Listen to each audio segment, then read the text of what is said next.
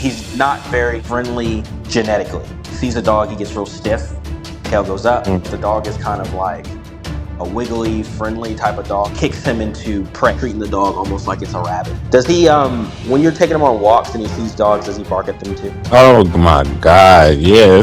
When he's in attack mode, it's nothing you can say or do that, you know, is gonna stop him. He's still in kill mode. So he's gotten in some fights with some dogs before.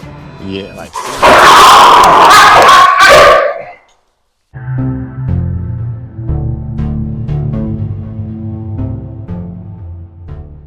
Hey, it's Benjamin from Optimal Canine. We have a special kind of video today. Special / kind of risky. This is an issue that a lot of dog owners have. And what we want to do is kind of show you what a professional would do in the same situation that y'all probably deal with on a regular basis. So here we have Bully, Pocket Bully over here. He's up against the door. You can see him right here. But he's up against the door. What we've been told with him, he has dog reactivity, dog aggression. And with pit bulls, pocket bullies, American Staffordshire Terrier. So if you have this type of breed, you just have to be mindful. This might be a breed prone to these, dispositions. So going back in history a little bit, the American Pit Bull Terrier made to fight in the pits. They were the gladiator dogs. I'm not sure if y'all have seen the movie Gladiator, but think about Gladiator and then think for dogs. So people would get their pits, and they would bet money and see which pit would win in a fight to the death. That's the original creation purpose of the breed. So when you have these pit bull mixes, these bullies, these XL bullies, these pocket bullies, all of them are different. They were mixed with different things to make their own breed, but that doesn't mean they don't come from the original American Pit Bull Terrier, which means typically in their DNA, it is a part of them to be somewhat animal or dog aggressive and to have a switch where they go from low arousal to high arousal very quick. That is a characteristic of the breed. That's what made them good at what they do. Another characteristic of the breed is they have a high pain tolerance. If you're fighting in the ring, you have to be able to dish out pain and also tolerate pain. Today, what we're going to do, we're going to show this dog that he's not allowed to be mean or aggressive to dogs. And it's important to realize that not all dogs will get along. And sometimes you have to establish some rules to where the dogs understand that even if you don't like each other, you're not allowed to run up, you're not allowed to be rude, you're not allowed to be aggressive to that dog. Today, I'm gonna bring another dog in and we're going to see how they get along. And I'm going to monitor it as if I was their owner. So immediately making him respect the boundary. Good boy, good. Freak. So we wait for some good behavior and then we allow the dog to come in. What's super important here, my equipment. I'm using a leash, 6-foot line, and then we have a Herm Springer on it. So a Herm Springer is something that we can use to provide a consequence. So that's what's going to be on his neck here. And that is what I'm going to use for my consequence. It's important to realize that when you're dealing with dogs, they are animals, and that some of the things that they do could cause serious injury to you or to another dog. And you need to have the mindset, if you're going to own these big, powerful, breeds, that you're going to step in and you're going to make sure that things don't go south. It's important for them to realize that you attacking dogs makes dad mad. Dad will get very angry with you and punish you severely for attacking dogs that live in the family. Super important. All the people who don't like hearing that, probably time for you to leave. Time for you to leave the video. Okay, so the key to making sure that the dogs get along is simply consequence. It's really that simple. He has to understand that when I bring dogs around, if he acts a certain way, there are consequences in terms of being aggressive or mean or dominant. That's just the bottom line. And the reason people have so many issues is because people don't give consequences to dogs anymore. Just want to be as nice as possible and not find ways to actually correct and punish the dog for doing things that are unsafe to other family members. That's essentially what it is. So you hear about dogs getting rehomed, dogs getting put down, and consequences haven't even been tried because that's something that people do not want to try. However, I can tell you with experience, this dog will be able to tolerate and be neutral towards any dog if he understands that there are consequences for being aggressive and mean towards dogs. So you're gonna go over to the door and grab Achilles, and you're gonna put Achilles on his place. Place. Good. Okay, good. His behavior, he's hard staring, showing a lot of interest towards the dog. It's my job to show him that amount of interest towards the dog is not appropriate. What we're gonna do is Achilles is going to stay in the exact same spot. If you notice, Achilles isn't hard staring him, it's just him that's hard staring. So Achilles is gonna stay in the exact same spot. And what's gonna happen is I'm going to walk him towards Achilles, but then also let him know that him, when he jerks and lunges towards Achilles, that's inappropriate. So I'm gonna move forward. No!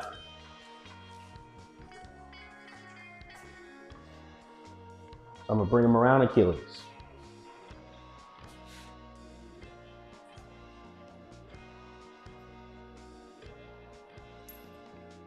Okay, what you're gonna do is you're gonna move Achilles quickly that way.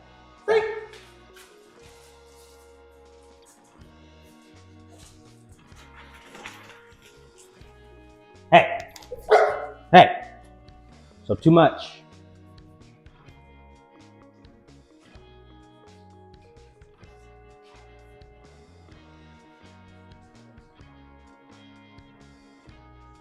Good boy.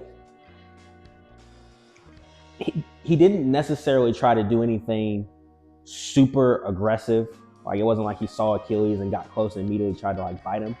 But what's important to realize about these bullies, once you let them have such a high arousal level like that towards dogs, it leads to other things. So you let them hard stare and you let them be all pent up and worked up, and they get to the dog and eventually it is a fight, or eventually it is, you know, a bite or something, because it never was addressed. It's important that he realizes that I'm not going to let him behave that way. He started looking at me a lot more than he was before. It's important that he pays attention and cues in with me because I'm the problem. I'm going to be his problem if he attacks or bites or is rude to another dog. What I'm going to do again is I'm going to release him off the bed, and if he just goes and rushes towards the dog, he's gonna get in trouble. Free.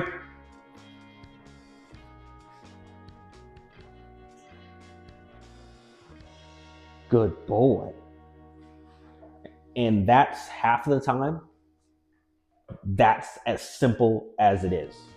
Half of the time. Now there is some dogs you meet where you gotta really put it on them to get them to stop doing it.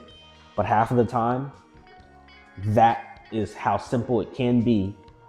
But a lot of people are unwilling to do that. So this is a process that we'll keep repeating with different dogs, but this is just a little insight on how you need to be if you want to successfully own a dominant dog or a dominant breed and bring other same-sex dogs that are also dominant into your household and be successful.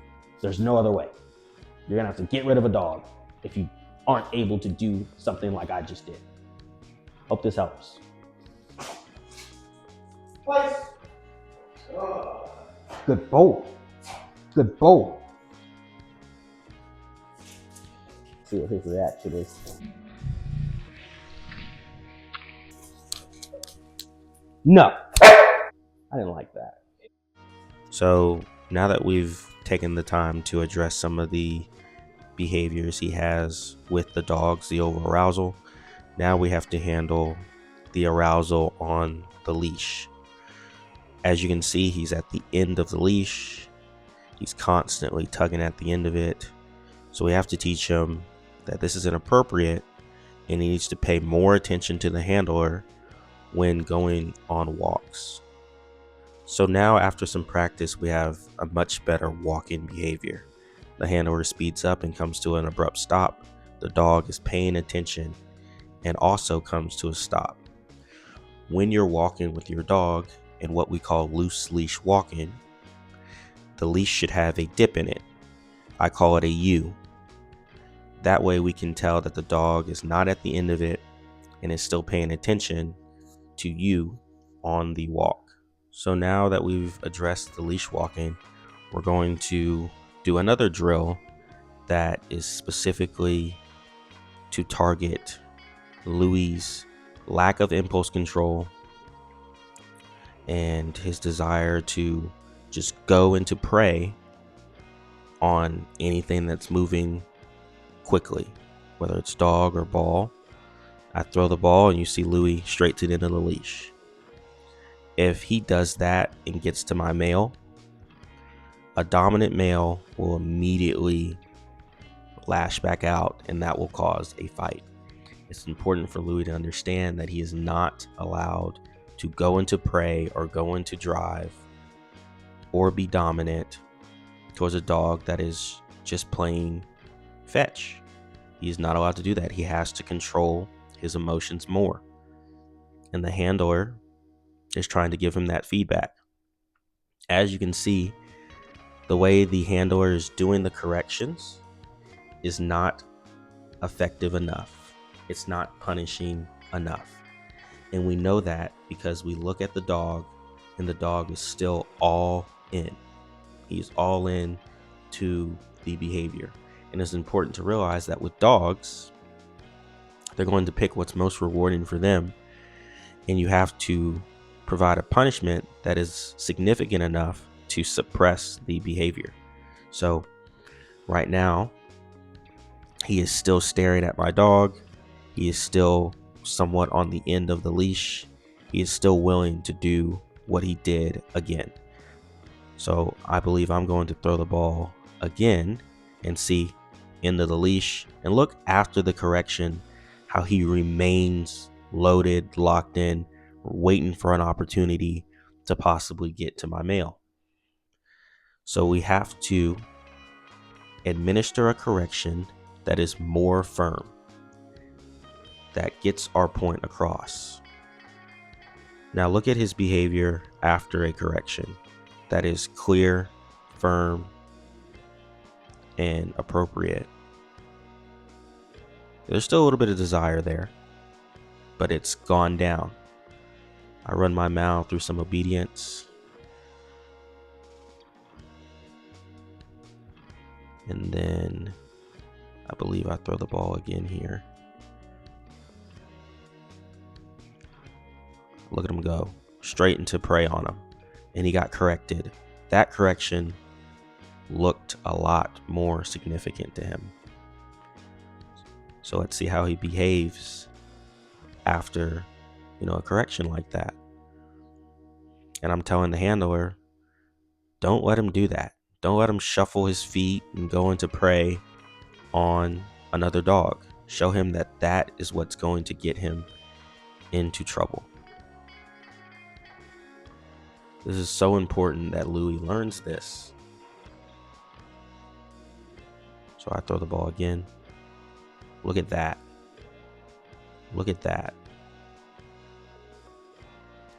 Much better.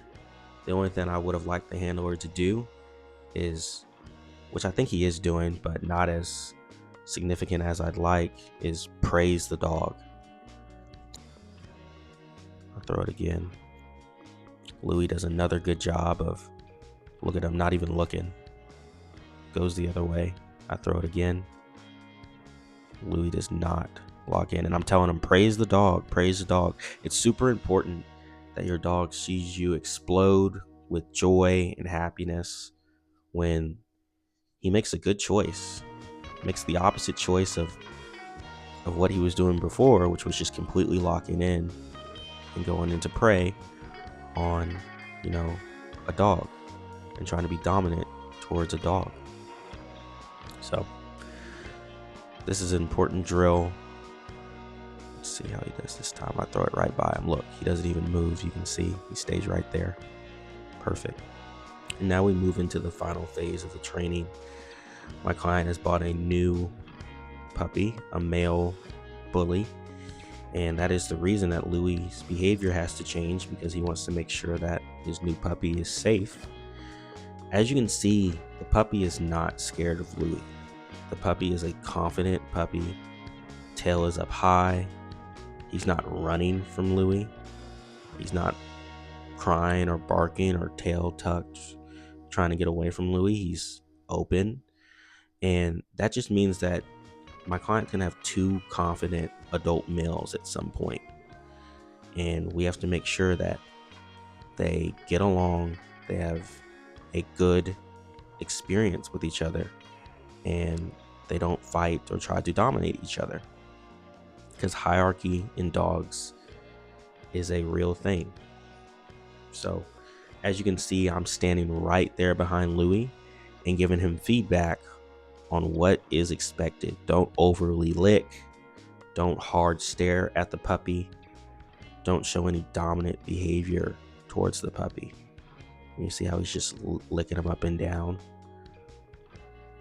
That's something that we're just being careful about and making sure that he's still being respectful of our request and what we expect from him.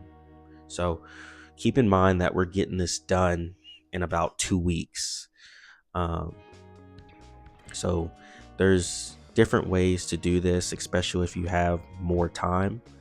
But with the puppy coming almost immediately and us only having 2 weeks to get this done, this was the best way to go about it. Now here, we're teaching Louis that just because the puppy is up in the air, which is a big trigger for a lot of different dogs who are going into prey, you can't jump and try to get to them. So I correct him there and show him that's not appropriate. We have the puppy walking by, back and forth, and as you can see, tail up high, the puppy is not worried about him. They're going to be 2 confident male dogs living in the same home. So there's different things that you can do to introduce dogs, but it's important that your dogs just understand that you're not going to allow aggressive behavior towards one another. You're not going to allow that. So we're going to work on them doing walks together, them being crated parallel to each other, and monitored supervision, when they're interacting with each other. And as you can see, look how Louis is constantly checking in with me and making sure that he's behaving. So Louis gets the idea. Hey, this is Benjamin from Optimal Canine. If you're looking for help with your dog training needs, definitely click the follow button so you can see more dog training content. Also, if you're looking to work with me in person, we have board and train programs, and we also have in-home sessions where we can come to you and show you the day-to-day of what you should be doing to get on the right track with you and your dog. Click the link in our bio. That'll take you to our website where you can book a phone consultation today.